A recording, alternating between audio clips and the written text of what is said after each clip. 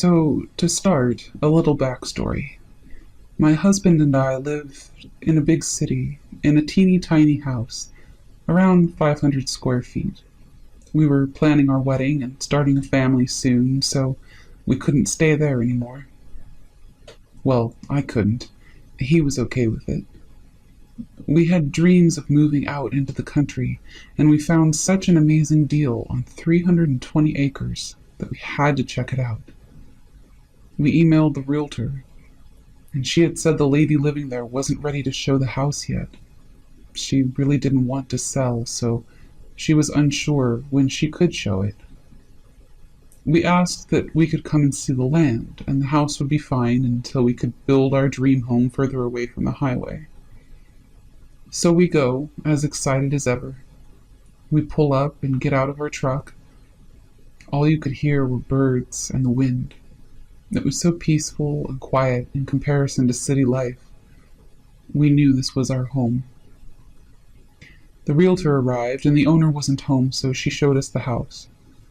It was 1,300 square feet, so it felt like a mansion to us. The lady who owned it was 80-some years old and lived on the property alone. Her children wanted her to move closer to them for fear something could happen to her. She always went out into the field on her quad, not trusty at all, or in her beat-up van. So inside her house there were these pictures of saints everywhere. She was Haitian, and I got the voodoo vibe, but not at all in a negative way. So we go explore the buildings outside. One of them has a chair, a ton of burnt-out candles, and some knives. More voodoo vibes, again, not negative. It's a religion, and I'm not one to judge what people believe. We ended up meeting the lady, and she took us on her quad to see the land. It stalled a few times. She was really fun, upbeat. She seemed to like my husband and I. So we made an offer on the house. We had a bunch of friends help us move in November of 2016. I burnt sage in the house because that's something I always do. I never got any negative vibes, but just to clear it out for our belongings. I had a friend with me, and she said she saw a shadow move. So she also went over to the house with sage, just to be safe. We do know that someone died on the property cutting down trees, so I wanted to be on the safe side. Another friend got a super creepy vibe that night. They stayed on the main level bedroom, and she said the entire night it felt like someone was watching her. On the main level in the original house, there's the bedroom, kitchen, living room, and an oversized pantry. There were 2 bedrooms upstairs. There was an addition on the main level. It had the dish pit, aka the sink, and cupboards, but not enough room for a table. And the bathroom and its own little cellar basement. The original basement looks like something out of a dungeon with giant boulders, and it's unfinished. The pillars holding the beams up are trees rather than 4x4s. It's very rustic, and I love it, but it can give off weird vibes. I'm no stranger to ghosts, as I grew up in a haunted house. My husband has always been a skeptic. The beat-up, falling-apart barn always creeped me out. I never liked it, so I would just avoid it. Half of the roof was caving in. It looked a little like a scene from a horror movie.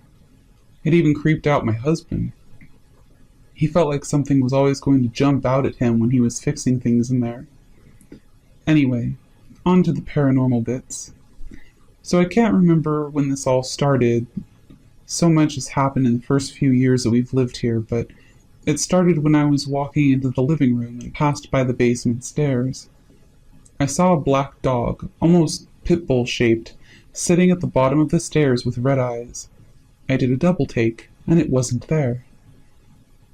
I went into the basement thinking it was our big dog, but he wasn't there. He was in the dish pit. So I tell my husband and shake it off.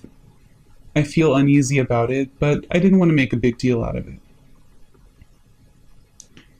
The next event was I had a miscarriage. I'm not sure how long after this, maybe a few months, so I'm in a pretty dark place. We also had a falling out with a close friend that ended up being pretty messy, and some huge negative family drama with an in-law. The in-law is very verbally abusive, manipulative, etc. A few months later, the husband has to work a job overnight in another province. It's the first night by myself in the house. It was creepy. I felt so uneasy the entire night. I was so thankful he was only gone one night. It felt like I wasn't alone. My dogs were a little on edge. It was super windy and stormy out. It was the perfect scene for a horror movie. So I went to bed early and slept it away. Carry on further. I'm pregnant once more. Our baby boy was growing wonderfully. Our two dogs, Japanese chins, had some crazy dental work done. They were not happy campers, so they were up all night. My pregnant self was tired and cranky, so I took my Yorkie Poo to the main level guest bed to sleep. She was pretty restless. She kept looking to a corner of the room and then moving to different parts of the bed trying to get comfortable, always to sit up and look at the corner. This is the bedroom my friend had very negative vibes from, so my Yorkie Poo started growling at that corner of the room. So we noped out of there pretty quickly and suffered a sleepless night with our recovering dogs. It was super dark and you couldn't see anything in the room. Then we had a music festival on our property in June. It was fun and related to this in the future. Lovely baby boy decided to be a breech baby and kick my nerves all the time to the point where I couldn't walk. So I started maternity leave early at 36 weeks due the end of July of 2018, so I'm home all day now. The house felt so different than just being home on evenings and weekends. It felt like a heaviness. I couldn't go in the basement if it was dark out, only in the daytime. I just got this feeling something bad would happen if I did. I constantly felt like I was being watched. If the small dogs were in our bedroom, the Yorkie Poo would bark and growl at anyone coming up the stairs, which was a new behavior for her. And this is when I started getting feelings like I would be followed up the stairs. Baby boy is born, and he's a night owl, so I'm up a lot in the night, which isn't normal for me. Our top floor is 3/4 story, so there's storage space where the walls are because of that corner angle of the roof. And in baby boy's bedroom, there's an opening with no door. I feed him in his room so as not to disturb the husband, as he's still awake going to work. I feel like something is watching and waiting in there. I would avoid looking at it because I felt like if I did, I would see glowing eyes or something worse. Even just walking the hallway between bedrooms is very uncomfortable during these nighttime feedings. I ended up starting to see these shadows following me, which was creepy, and it defied all science. I always tried to debunk the things I saw so that I wouldn't work myself into a frenzy. These shadows were also so large they'd be as tall as the ceiling, which is 10 feet, and were disproportionate looking. I would try to recreate the shadows with my steps, but it never worked. As for the feelings, I always tried to make myself believe it was in my head, just an overactive imagination.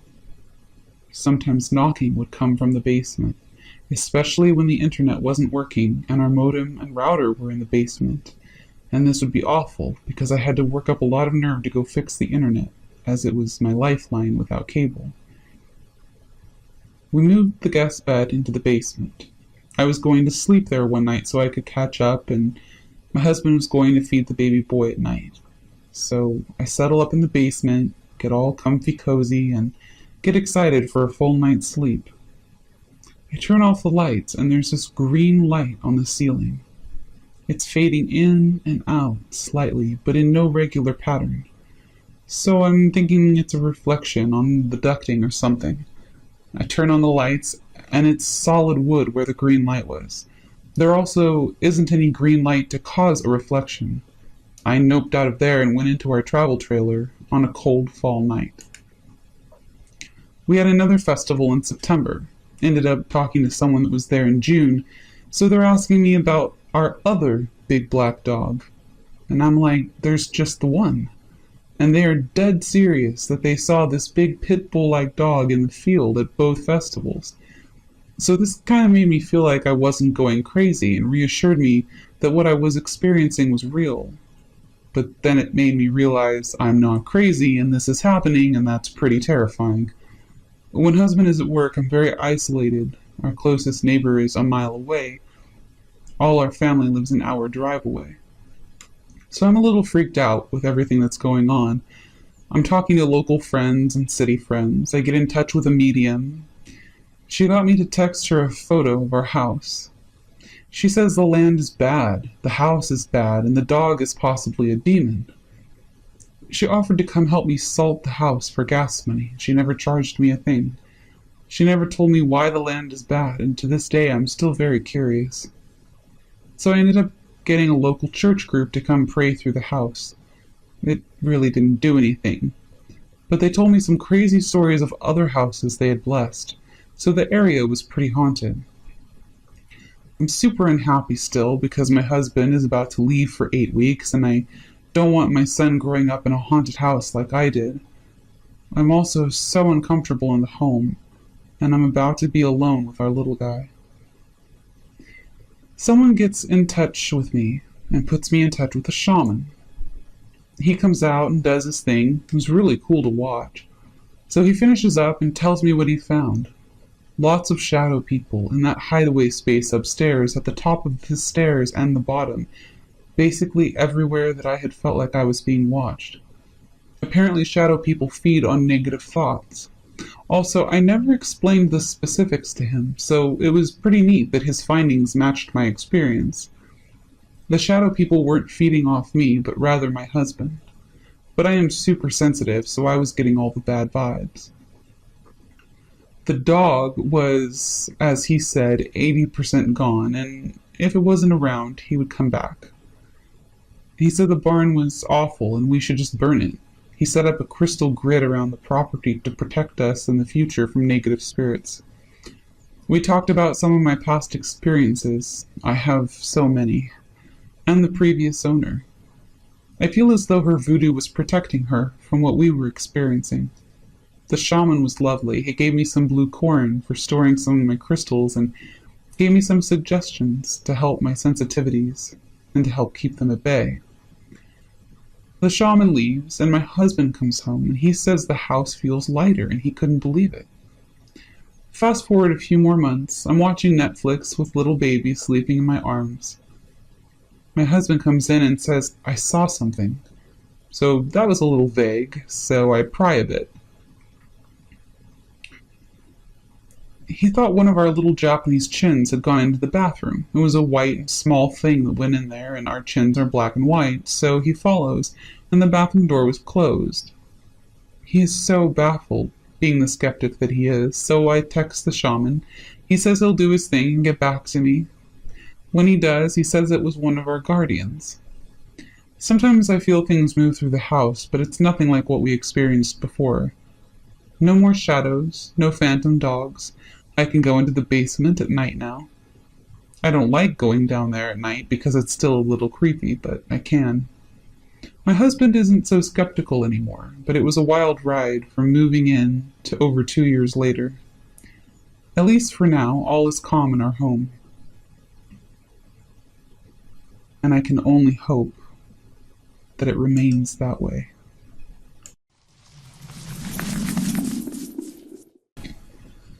So first, here's some background. I'm currently living with my best friend, we'll call her Kate, her fiancé, Henry, and his best friend, Sam. We live in Henry's house. It's a 2-story house with a basement. The basement is pretty much an open plan, the only defined room being a storage room. On the ground floor, right after you enter the front door, the stairs leading to the second floor are right in front of you. The room Kate uses as an office is to the right. The room they have their dog in is to the left. And the kitchen and living room are at the back of the house. Once you go up the stairs, the bathroom that Sam and I share is at the top. If you go right, my room is to the right, and Sam's is on the left. If you go left after going up the stairs, there's a short hallway. To the immediate left is a room that we leave closed that they use to let their cat in, and at the end of the hallway is Kate and Henry's room. Behind our house is a creek that flows all year round. I know that's a lot of information, but I promise that it's important to the story. Kate and I are in our last year of uni, and up until this point I had been living on campus. They moved into this house about a year before I moved in and told me I could live with them and only pay my part of the utilities. The house is only about a half hour from campus, so I jumped on the offer. I moved in towards the middle of August 2018. Kate has been having experiences in this house long before I moved in, and has a long history with paranormal experiences in general, most of them not being good. A few causing her physical harm. She's an empath and is agnostic and can usually see entities. I have also had some paranormal experiences, but it's usually been benign, usually just sightings. But I do believe in the paranormal, even though I'm Catholic.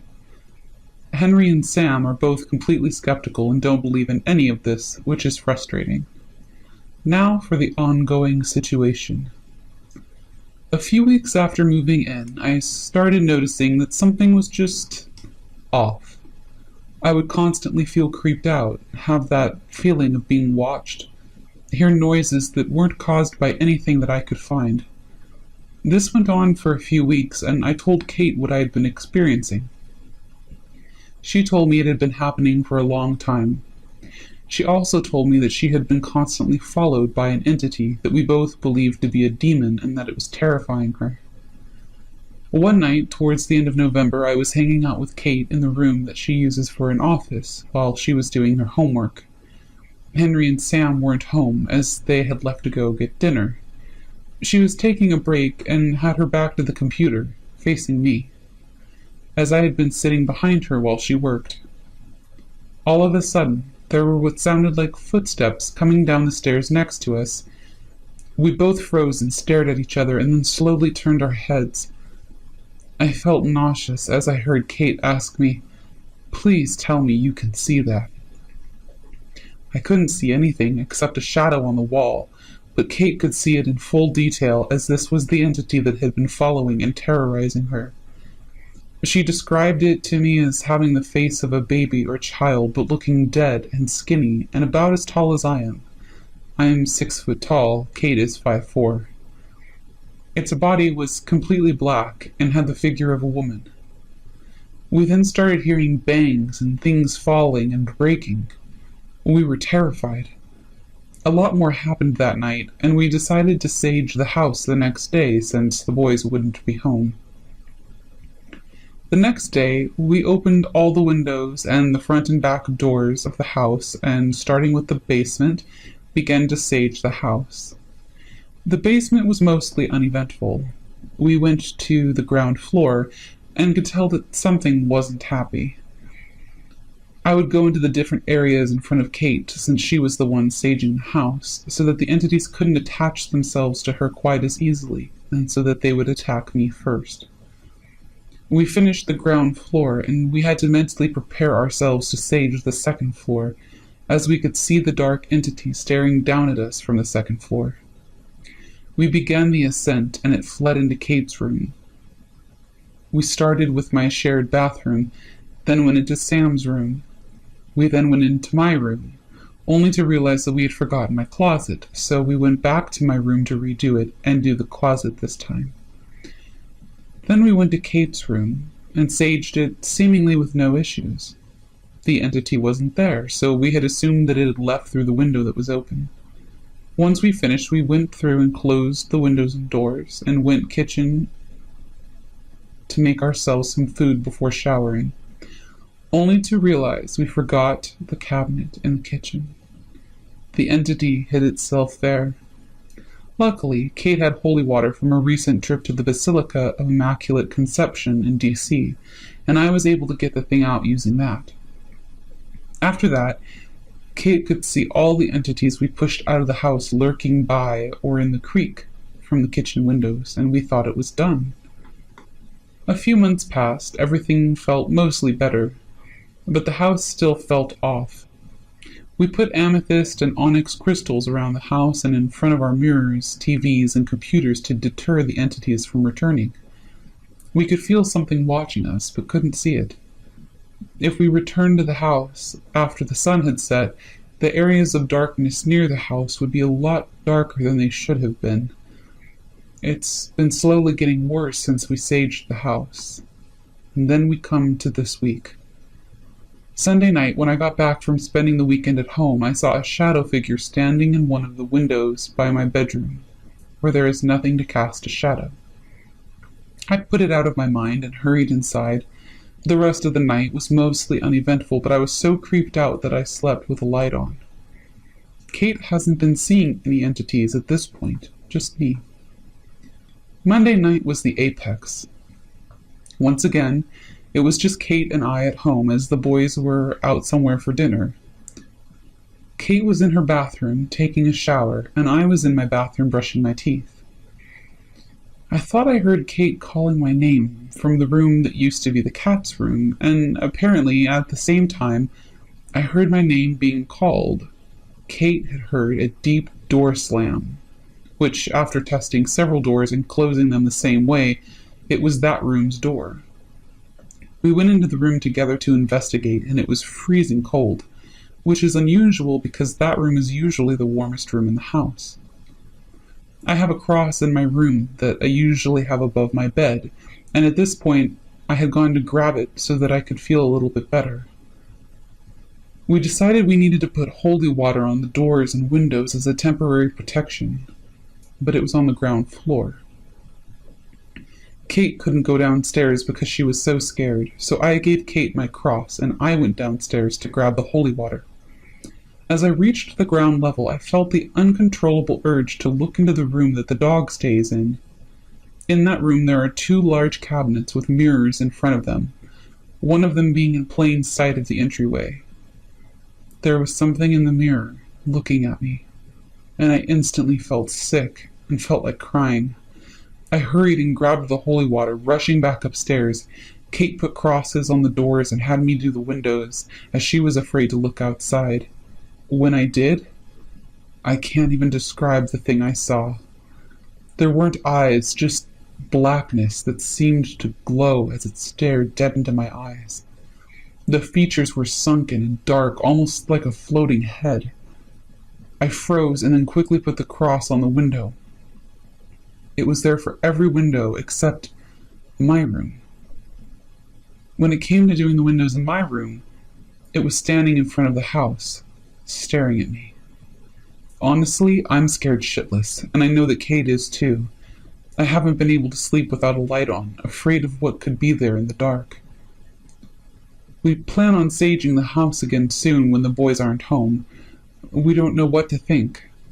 This entity that I'm seeing isn't the one that Kate originally saw. It's something else. I'll update you guys as things happen. In the meantime, what do you think this means?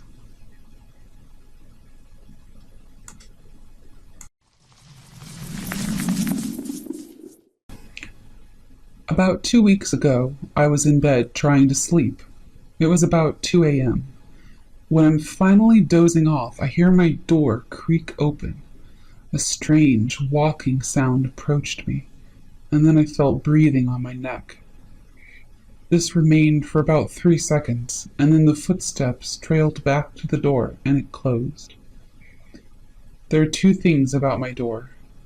1, when it opened slowly, it made a loud creaking sound that's almost cliché. 2, when you close the door, the handle can sometimes get stuck. As in, it doesn't twist back to automatically close the door properly. You have to manually twist it most of the time, and it makes a lot of noise when you do. For me, it's muscle memory to do this, or I open the door in a way where the handle does go back automatically. When the sun rose and I felt confident enough to approach my door, the handle had been twisted so that it wasn't closed properly. Now, I always make sure to close it properly, because one night my door slammed open and it scared the shit out of me. Neither of my parents said that they had been in the room, and it sounded like someone grabbed the handle and pulled it closed like you regularly would during the day. I don't know what this is, but it fucking scared me, and I hope it doesn't happen again.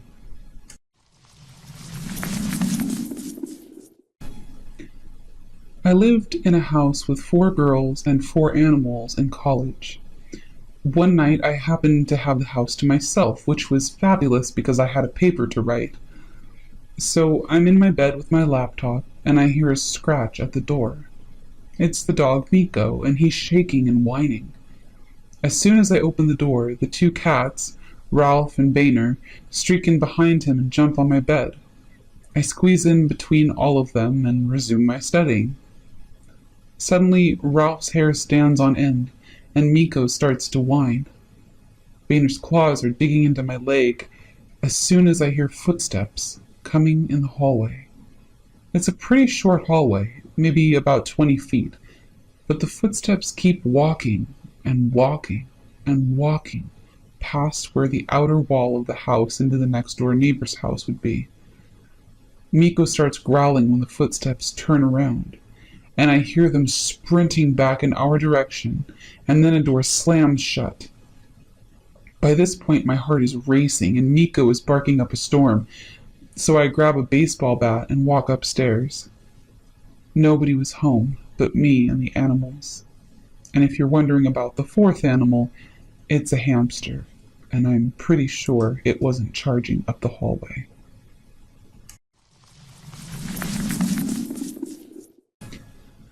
My house was haunted, and one week it was absolutely off the chain.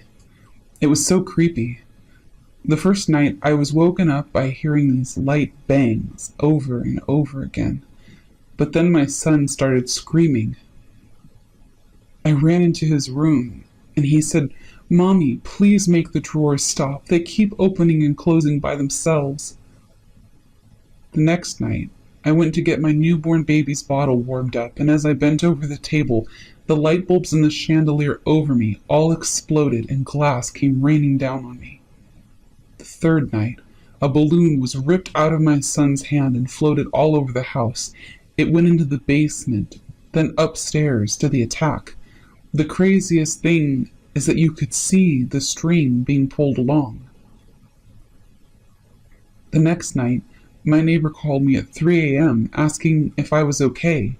She said that I need to check the kids and that the police were on the way because she had called them. She said there were 12 people surrounding my house, but when I looked outside, I saw no one. The police came and there were no signs of anybody on our property. The next night, my other neighbor started pounding at my door asking me why that lady in my attic kept staring at him through the window. Where the window was, there was no flooring. No one could even get to that window, even if there had been somebody in my attic. But it all finally came to a head when I went to take a shower. I was alone in the house, and I put my newborn in the middle of my bed. I had swaddled her tight and put cushions all around her. She was also laying in her side pillow that kept her sleeping on her side.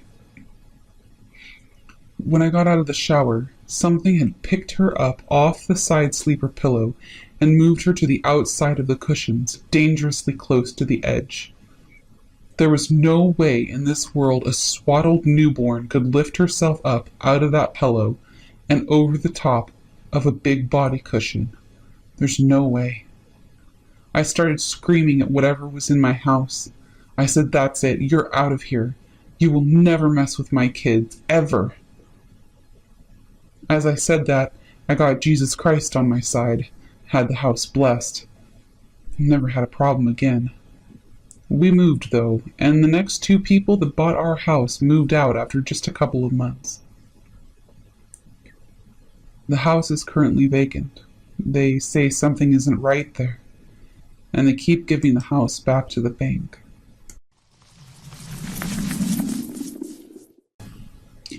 From the ages of about 5 to 12, I lived in what I believe to be a haunted house. My first experience was when I was probably 8 or so. I had woken up just as the sun was about to rise, and my bed was directly next to a window. I sat up and peered out the blinds and saw the glow from the sun starting to rise. I also saw what seemed to be a maybe 40-year-old man standing on the curb, staring directly into my window. I was startled and quickly pulled my head away from the blind. I sat there for about 10 seconds before I pulled a blind slightly to the side to look again. This time, the man was about a foot away from my window. I screamed in horror and moved away from the window. My mother came in, but no one was outside the window when she looked. The man looked slightly older and was wearing reading glasses. His complexion was white and translucent. He looked like a regular man, but the second time I looked out, his mouth was gaping wide open. It was almost as if he had broken his lower jaw, and it was hanging from his mouth. A couple of years later, I had my second experience. I walked out of my bedroom during the night to get a drink from the kitchen. The lounge room was in the center, and the kitchen was joined to it off to the left. On the right side of the lounge room was the front door. I walked down the hall to the entrance of the lounge room. My mother had left the light on during the night so that if any of the kids woke up, they could move around easily. As I got to the entrance of the lounge, I noticed a figure to the right of me near the front door. A very tall woman was walking towards me. I stood frozen in fear as she walked past me and seemed to reach out and grab something of a corkboard in the kitchen. She then turned around and walked straight past me again and through the front door. As she did all of this, she did not take her eyes off of me. She stared directly at me the entire time. She had the exact same complexion as the man, and I could clearly see wrinkles on her face. She was very tall, maybe close to 7 feet. She had brown hair and a white gown on. I was fixated on her, but out of my peripheral, I could see what looked like a piece of paper. It must be what she had taken from the corkboard. The way she stared at me the entire time still horrifies me 20 years later. Telling the story to my family when I was about 18, a few others said they had had different encounters. My brother saw 2 dark figures sitting at the dining room table, seeming to be peeling potatoes.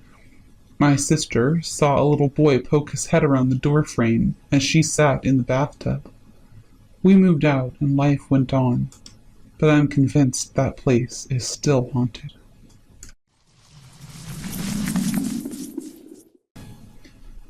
I've had 2 separate paranormal experiences. When I was at college, I was in my bedroom. The building was modern, and so I was more caught off guard than anything else. I guess you expect ghosts to be chilling out in old stone buildings and whatnot, but not in a modern dorm. I lived in Lincoln, UK, which is a fairly old historic city. I was lying in bed at night playing Pokemon Diamond. I was hunting for shinies. My friend had caught a shiny Spearow, and I was looking for something to counter it. I eventually came across a shiny Mareep. Ignoring my slight excitement chubby, I started battle. It should have been a routine sleep and throw. I know now that things are never that simple. My Haunter's hypnosis attack missed, and it countered with something paralyzing. For the next 3 turns, Haunter couldn't move, so I just started lobbing Pokeballs. An Ultra Ball caught it and hit it to the ground. It started to rock on the floor. 1, 2, 3. In the corner of my eye, I saw movement. I looked up above my white DS light, and at the end of my bed was a figure. It was a woman, all in black, just staring. I stared back silently, my brain frozen, much like the path to Snow Point City. Without looking away, I felt for the light switch and hit the light. And for some reason, I assumed that this would make her go away, but it didn't. I shouted, jumped out of bed, and ran. My housemates were all awake in the living room, and they were super concerned. We went back to my room, and there was nothing there. I got mocked for the rest of the year. Roll on 4 years, and I'm living on my own in China. Nanchang in the winter gets cold and lonely, so being the social butterfly that I am, I decided to buy a bird from the old pet market. The guy gave me a fairly good deal on a majestic bird. I don't know what the English name for this bird is. He assured me that I would be able to teach the bird to talk. It didn't take long for the bird to become used to me, and eventually it would happily sit on my head, hands, or shoulder, but it would never talk. I named it Boromir, after one of the most important characters in Lord of the Rings. As the winter went on, things started to get a bit strange. One night I was sitting watching Arrested Development when suddenly the bird begins to laugh. Not that weird, right? I mean, everyone laughs at Arrested Development. But this laugh was creepy. It started off high and then got lower. Like ha ha ha ha ha ha ha. A moment later, there was a banging on my door. I opened it, and a Chinese man stood there, staring at me and shouting at me. I had no idea what he was saying, so in typical Chinese fashion, he barged into my flat. He walked over to the balcony, one that I had never even bothered to open, and started shouting shit at me. I walked over. The balcony, even though it was locked up, was flooded.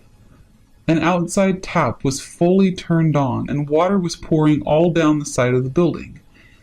He had to go and get a key. Turns out he was maintenance. Open the balcony and turn the tap off. It took a while, as the tap had been twisted so tight that it stuck. In the background, Boromir just laughed. The second time I heard this laugh, I wasn't alone. Another foreign teacher from Holland was sitting with me. We were both drinking whiskey and listening to music. And all of a sudden, ha ha ha ha ha ha ha ha.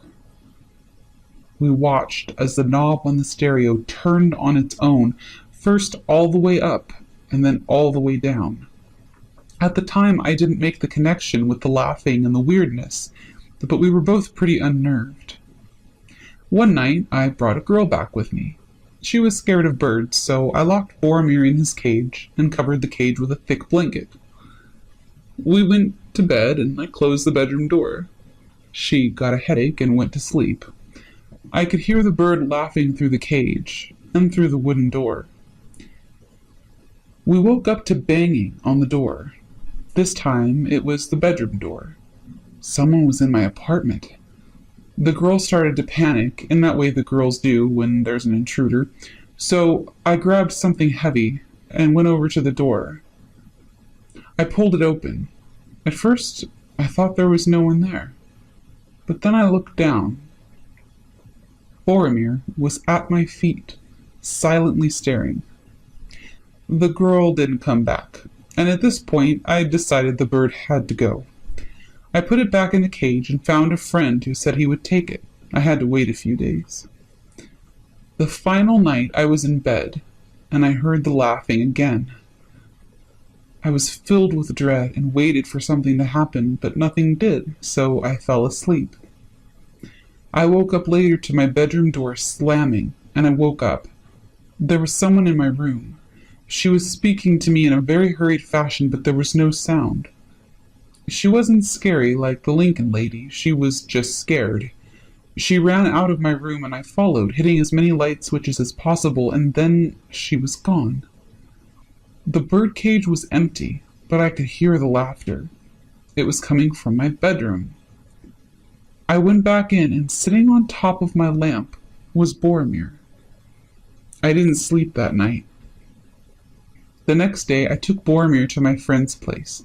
I told him everything that had happened honestly. I'm not a total dick.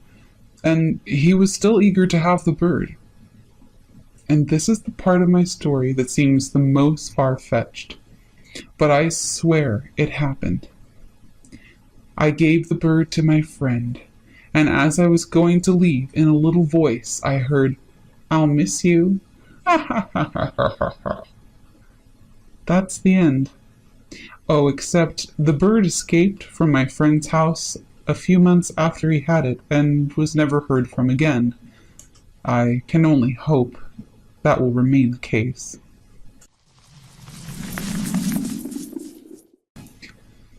Back when I was in college, about 7 years ago, I had to move from an apartment to another one very last minute because, well, I was a lazy college student and hadn't made any plans. My parents were in town, so we were looking for something quick. Luckily, we found something pretty cheap and somewhat nice right in front of the university. They were thrilled. I was just happy that this was over. So I move in this kind of 4-bedroom basement, which was already furnished. They said the last tenant had canceled last minute, and I only needed it for the 3 months of the summer, so he was giving us a great deal. The first room was the main room, which consisted of a living room plus a little table to eat. Immediately on the right of it was the kitchen and then the bathroom. The bedroom was on the left, and there was some kind of weird and small hall, or connection, joining it to the living room. Since the start, I always felt kind of uneasy about that bedroom for some reason, and I preferred to sleep in the living room, since there was already a comfy sofa bed in there, and there was no windows in the bedroom. Throughout the semester, I felt countless times that someone was watching me from the bedroom when I was alone, either watching TV or playing video games. It was a weird and eerie feeling, to the point where I preferred closing the door leading to the bedroom altogether.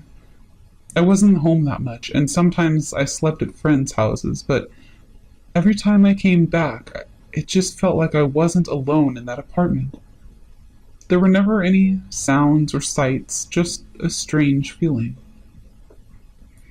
I spoke of this to my friends, and they laughed, since I was never the superstitious kind. So I kind of brushed it off. I thought nothing of it. And then, when I finished the semester, I just moved on with my life. Until about 2 years ago, one of my friends from college texted me. He said, "Hey, is this number the door number you lived at in that creepy basement back in uni?" I was like, "Yeah, why?" He then sent me a picture of an old local newspaper page. He had been looking through them at the library, looking for a picture of him back in his college football days. It was the obituary section from 2009. The picture of a young and good-looking female student. Next to her picture was the picture of a door and an address, which I recognized very well as being the one I had lived in. As it turns out, she had hung herself in the bedroom closet.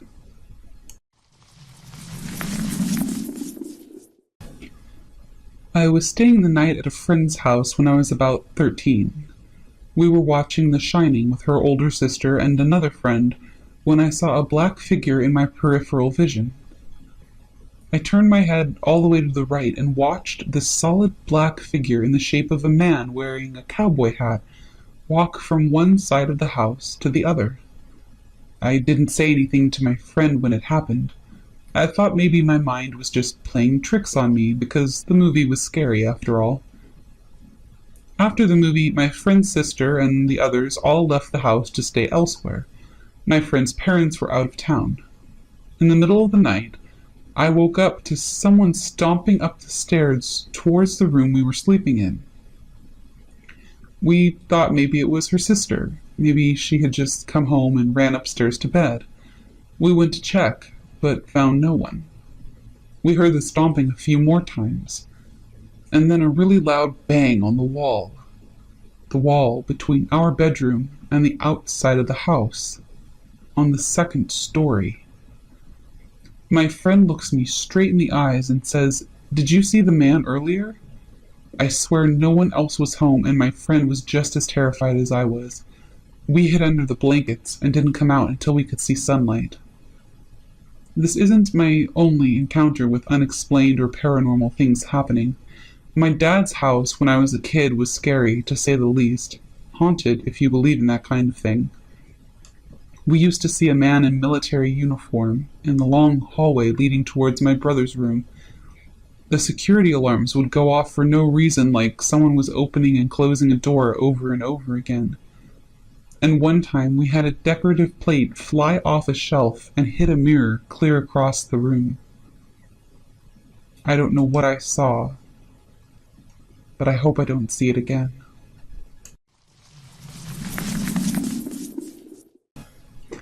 This story happened at my old house in Toronto. 3 of us lived on the main floor of a house, and a stranger lived in the basement. We didn't know much about the guy in the basement, besides the fact that he was a gamer and smoked a lot of weed. Almost every night I could hear him below me coughing up a storm as if he were about to die. I would hear this quite often, and I began to realize this wasn't really directly below my room. He appeared to be coughing in a room under our garage. Sure enough, my roommate and I went to the garage and jumped down and could hear the hollow room below us. Eventually, this guy decided to move out, and we were able to move our friend into the basement. It would be our first time down there, and I was excited to see this weird room under the garage. Our friend took us into the laundry room, which was under my room, where we discovered a creepy little red door that led to a cement room filled with trash and old furniture. It was basically a dungeon. Was this where he had smoked weed every day? It was full of mold and seemed dangerous to breathe in the air. Not the exciting room we had hoped for. Our friend didn't understand our need to see the weird room because he was pissed off at the state of the apartment. I was surprised, since it appeared the other guy moved out and our friend moved right in after a day. There wasn't much time to clean. But then my friend told me that this guy had been gone for 2 weeks already and nobody had bothered to clean it. I thought about this for a moment, and then I got a cold chill down my back. The last 2 weeks that this guy was gone, I could still hear the horrible coughing coming from the creepy room.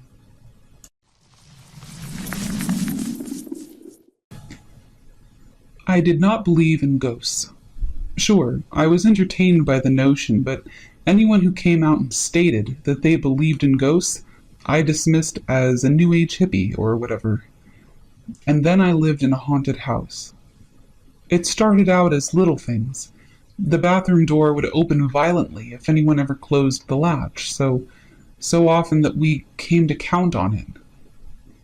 I asked my roommate if he ever noticed a red light in the spare bedroom, which I always did, when walking up the stairs in the dark. He said he did as well. I would always go into the spare room to investigate, but I could never find the source of the light. These things I could sort of explain away, but then weirder things started to happen. One night I was sitting in the living room with my girlfriend and my roommate when I noticed the shape of a woman's face appear in the pane of glass of the window in the other room. We all witnessed this. Even then, I tried to explain it away as being a trick of the light. What finally convinced me that something was happening was one time when I was brushing my teeth. Something tugged insistently on my sleeve, and I'm 100% positive that I didn't catch it on anything. I was in the middle of the bathroom. Have you ever been fishing? It was like a fish was nibbling on the line, except it was on my t-shirt sleeve.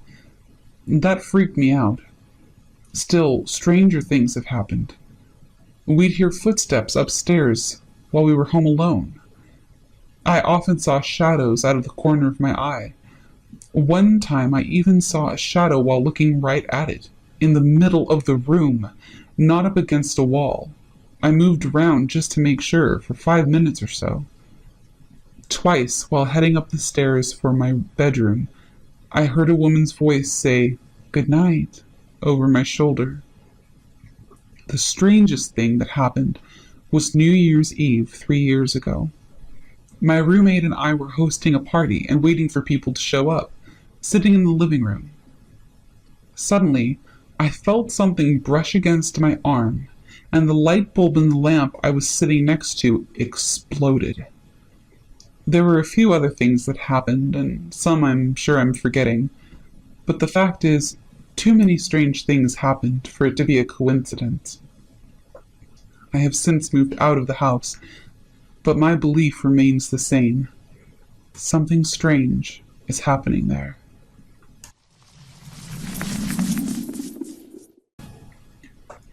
I held a real estate license just to help out family members. I created their website, traveled on location to take pictures before possibly listing it. I was their tech guru, basically. I maintained and knew the equipment. There was this one piece of property. The only thing I was told before traveling with them was that the owner had died and the family had decided to sell the house and the property. While I was attempting to photograph the property, which adjoined to a field containing a cemetery, I experienced all kinds of equipment failure. I knew that it had fresh batteries and many media cards. I switched the batteries out several times, and the media cards too, but it would refuse to work. The screen kept reporting a camera failure, or a faulty file, or an inability to save. It was frustrating. So I decided to rapid-fire snap some shots no matter how many times the camera shut down.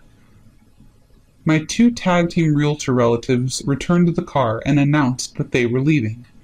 It was a matter-of-fact statement, no rebuttal allowed. They were struck by silence. I just said, okay, and we all climbed into the vehicle. Breaking the silence, I related the odd equipment failures and taking photos, but they didn't respond to me. Not a word was spoken. It was eerily quiet. No real estate banter as normal, until we reached the bottom of the mountain, and I thought to ask if the property was being listed, and if so, I offered to return to take proper pictures. They told me that the family wanted to sell, but that they were conflicted because, as the elderly man was dying, he told them that if they attempted to sell the homestead, he would return to haunt them. Something happened there to them, and they weren't telling me about it. Once home, I took the media card and transferred the images to my computer. There were only 2 images captured during my frantic session. One was of a mist above an upright gravestone, and another in which there was a black figure in the tree line of the property, where horses had been spooked earlier, from what I was told. It was somebody in a dark, long coat. They were translucent, and they had horns on the top of their head. Yep, I was glad it wasn't being listed, or at least not by our team. Apparitions, spirit energy, or whatever you'd like to call it, followed me on a regular basis. Friends of mine told me it was a gift. It's not one that I was willing to accept. I eventually laid down my camera, stopped picture taking for realtors or anyone else, and never took it up again. Today, I don't even like to pose for pictures.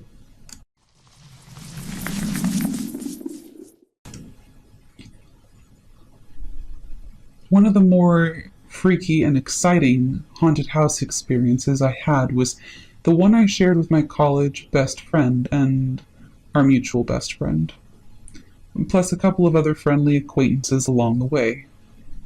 The 4th bedroom saw quite a bit of turnover between those we knew.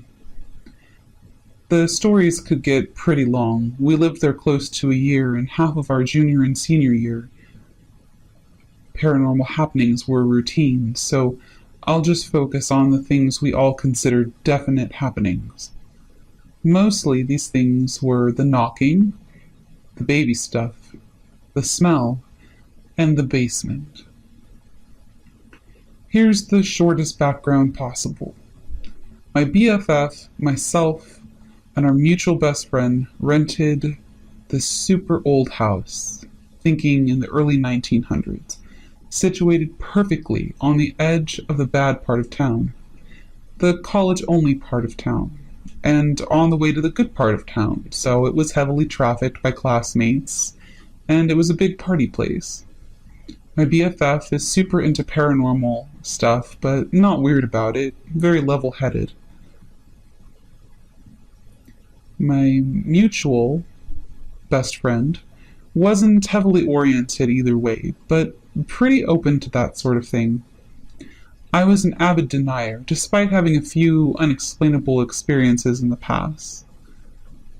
The knocking. The knocking started happening pretty much immediately, but none of us figured it out for about a month because we thought it was just happening to us individually. Like one of us would be in our bedroom or the bathroom, and there'd come a knock at the door. We'd shout, "Come in," or "Who is it?"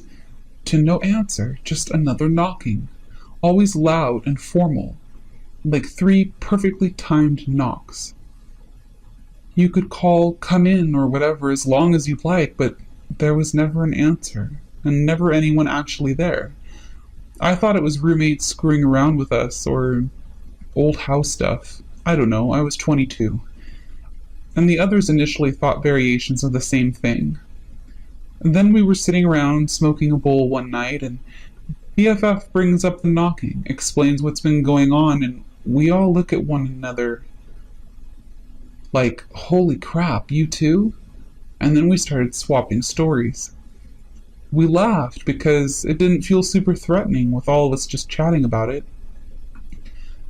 BFF suggests something paranormal, mutual best friend kinda laughs and says maybe. I dismiss it because no way, and we keep going on. But it keeps happening, mostly random, but now it's happening when other people are actually on either side of the door, so it's 100% not just random hallucinations passed back and forth. The night it got really overt, my BFF and I were sitting on the couch watching TV. Mutual best friend is in his bedroom with the door shut. One of his bedroom doors went directly into the bathroom, one directly into the living room where BFF and I were watching TV, and the third directly into my bedroom. Think sort of a circular layout with doors going through common areas, but also connecting sleeping areas. So BFF and I, in the living room, can see the shut bedroom door of my mutual best friend, as well as the open bathroom door from the common area. We can clearly see no one in the bathroom, can clearly see our mutual best friend's bedroom door. Suddenly, mutual best friend shouts, "Come in," although we didn't hear knocking. But that often happened. Only the person responding was actually hearing the noise. BFF and I share a glance, giggle, and go to hit the bowl once again, when we hear, "Come in," loud and angry from mutual best friend in his bedroom.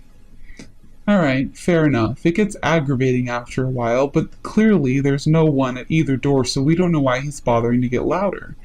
I'm opening my mouth to shout something smart-ass back at him while looking at BFF, when there's a huge bang, like something heavy had been dropped from a long way in mutual best friend's bedroom, and it startled us both badly. Then, less than a second later, our mutual best friend comes flying out of his door, like nearly ripping it off its hinges, and racing into the living room with us, and he stops at the opposite wall, breathing really heavily, his eyes way too wide, and is looking at us scared to death. We are equally alarmed, first from the noise, and then from the look he's giving us, and then his room. We're almost shouting at him to explain, like, what the fuck? And he said he got annoyed because knocking was coming from both doors, from the bathroom and from the living room, and he went to jerk open the bathroom door, but when he started to pull it, it yanked out of his hand and closed, like way harder than it should have done. Way harder than should have been possible. And that was the noise. And it also scared him into nearly pissing himself, so he bolted. The knocking continued randomly through the rest of our time in the house. Even guests would hear it and respond all the time. Eventually, most people who were at our place more than once a week knew the story, and our advice was pretty universally not to respond to it, but to walk to doors and open them instead. This wasn't anything clever, we just got super tired of hearing people shouting "come in" from different rooms at all the hours of the day. Then there was the baby stuff. These experiences had a lot more feel of something possibly sentient or, I don't know, intelligent than the knocking. It's hard to explain, but hopefully it will make more sense once I've told the stories. But these stories feel a lot more stereotypical ghost movie behavior than some of the other creepier stuff that was a lot more obtuse or random, so Again, this stuff started happening almost at once, but we didn't realize it because we thought it was legitimate or that it was just any single one of us being mistaken or possibly high or crazy. It always happened when anyone was laying down. Never heard it any other place or time. So I was laying down midday about to take a nap, and I heard a baby crying. It sounded very close, like right outside the house. I went to BFF's bedroom, right beside mine. Sounded like it was coming from there, and listened. Still sounded right outside, like the window. I looked out the window, hear it clearly, but see no source. There's a house right next to us, but windows were down, and it still sounded super clear. I chalked it up to a super loud baby and weird acoustics and thought nothing of it. It happened a few more times, kept being weird because it was so clear, but didn't have a definite source. And more during the day than at night, but I still chalked it up to neighbors having a very loud baby. I spoke to my BFF about it one afternoon in passing. She looks and says she's noticed it too. It's so weird because it sounds so close. I agree that it's weird. Forget about it again because what the fuck are we going to do about it? We speak to our mutual best friend, and he agrees that he's heard it. Didn't really care to check it out though. A few days later, he returns and says that he passed the neighbors, and sitting on their porch, he found that there were 3 fairly elderly African-American gentlemen with no baby in sight. Mutual best friend paused to ask if they had a baby around often or had heard a baby crying during the day. Both of the men give adamant refusals to both questions. So, me, my BFF, and our mutual best friend at this point are feeling fairly crazy overall. BFF is sure it's a ghost or multiple ghosts. Mutual best friend is sure that it's something. I'm mostly annoyed, but I'm also not a total idiot, so I'm admitting that something is weird. So we start asking people who spend a lot of time in the house. Close friends, dealers, buyers, significant others, people allowed to chill at our spot between classes. And we ask if they're having any of these experiences. Turns out, oh yes. But again, most of them happen during the day, always when they're laying down, on the couch, in a bed, or whatever. But no one ever heard it initially while they were up and about or walking around. We circle the house inside and out dozens of times, and we hear it with different people at different times, trying to pinpoint where it's coming from. The best way to describe it was if you were standing in my BFF's bedroom, it sounded like it was just on the other side of the exterior wall to the house. But if you went to that exact point outside of the house, it sounded like the crying was coming just from the other side, inside my BFF's room. That's where it was the loudest, and no one else could detect it coming any more strongly from any other direction. We never did find the source, but we all agree something weird was happening there.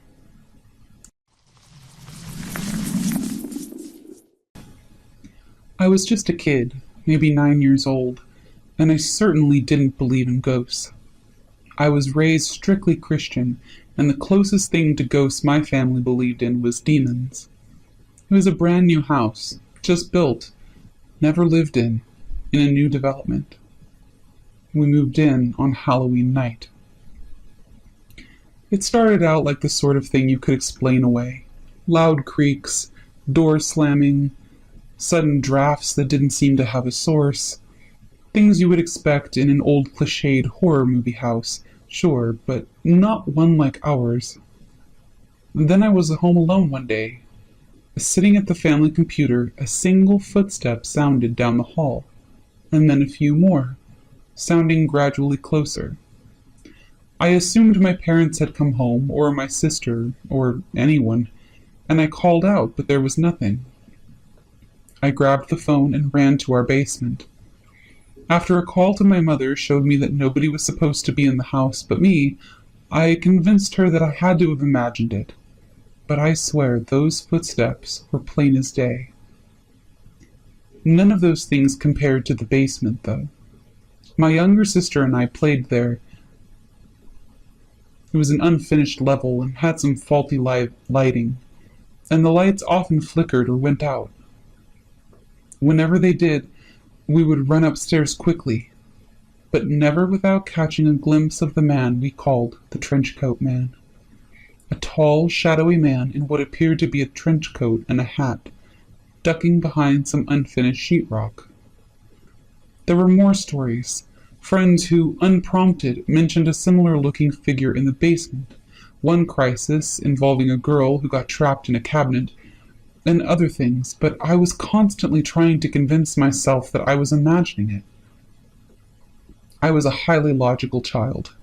Everything had to be based on math and science for me, and ghostly activity sounded like something that my eyes invented or my brain misunderstood. My parents, Christian as they were uncomfortable when I brought it up, and as I got older, I tried to forget about it. Even now, more than a decade later though, I can remember with perfect clarity my most vivid example of ghostly activity. I had gone to fetch something from our basement, retrieved it, and turned around and walked back towards the stairs, which were located next to a pile of junk, an old microwave, some books, and other things. The instant I turned around, I saw her. A woman with beautiful, shiny, long golden hair, sitting cross-legged atop our old microwave, smiling, looking in the opposite direction, and running her fingers through her hair. She was completely transparent. I stopped and stared, blinking. I pressed my fingers on my eyes until I saw those little flashes of light. I tilted my head to other angles, but she was still there, looking out the basement window near the ceiling and flipping her hair. And I could read, through her, the piece of construction paper I had taped up on the wall on the other side of her body. Whenever I look back on those memories and think I must have just been an imaginative kid, I remember that woman and realize that there had to be something going on there that I just couldn't explain.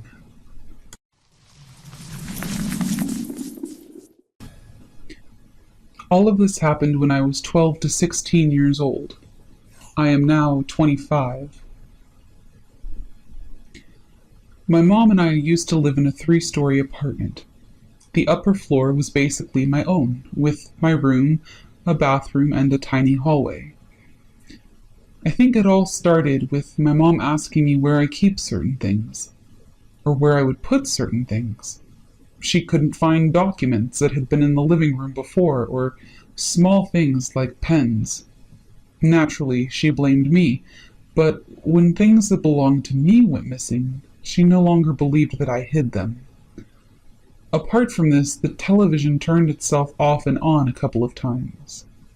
However, none of this makes you think, shit, this apartment is haunted, so we weren't too worried. Around 1 year later, when I was 13, I was diagnosed with depression and it had gotten a bit worse, and things in our apartment got even weirder. I was asleep, but woke up abruptly, only to start crying. I suddenly felt someone petting my cheek, the way you do when babies are crying. I immediately felt comforted and fell back asleep. I remember when I had one of my friends over. We stood in my floor's hallway and heard somebody running the stairs up and down, really loudly. My friend got pale and was genuinely shocked, as was I. A couple of days later, I was home alone and spent some time in my room with the door opened. I heard someone unlocking our apartment door, opening it, and closing it.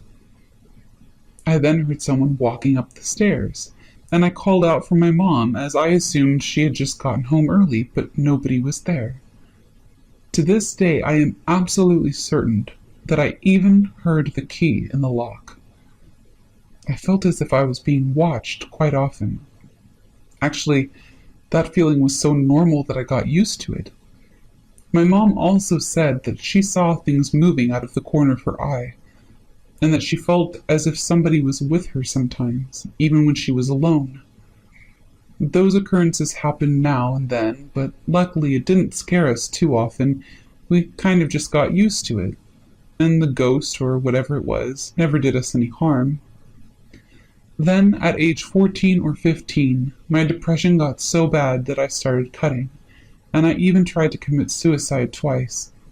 During this time, my mom told me that she saw white fog walking up to my door. I was a bit scared, but what was I supposed to do about it? Then an incident happened which really convinced me that our apartment was haunted. I was in bed and tried to sleep but couldn't, as I wasn't tired at all. Suddenly, out of nowhere, I heard a heavy breathing coming from my couch, which was right across from my bed. Maybe some of you have seen the movie The Others. There's a scene at the end where you can hear the old lady breathing. It sounded like this, but more evil. At first, I thought I was imagining it, but I was so shocked and frightened that I couldn't fall asleep, and I stayed awake for another couple of hours. During those hours, the breathing never stopped. When I finally had the guts to stand up and just get out of my room, when I passed the couch, the breathing got quieter, but then got very loud once I was in the hallway. Luckily, my mom believed me and she let me sleep in her room. She checked my room, but there was nobody there. Still, she also heard the breathing. I heard it again a couple of times during the day and night. Aside from that, I saw flashes of light every day, no matter the time and weather. I read that seeing flashes of light can be a sign for a migraine, but I've never had a serious headache, let alone a migraine. Besides, I didn't see those flashes right before my eyes, but outside my windows. To this day, I'm convinced that the apartment was haunted. And as weird as it might sound, I believe that my depression basically summoned something. However, I still can't explain the flashes. If anybody knows what happened to me, please let me know.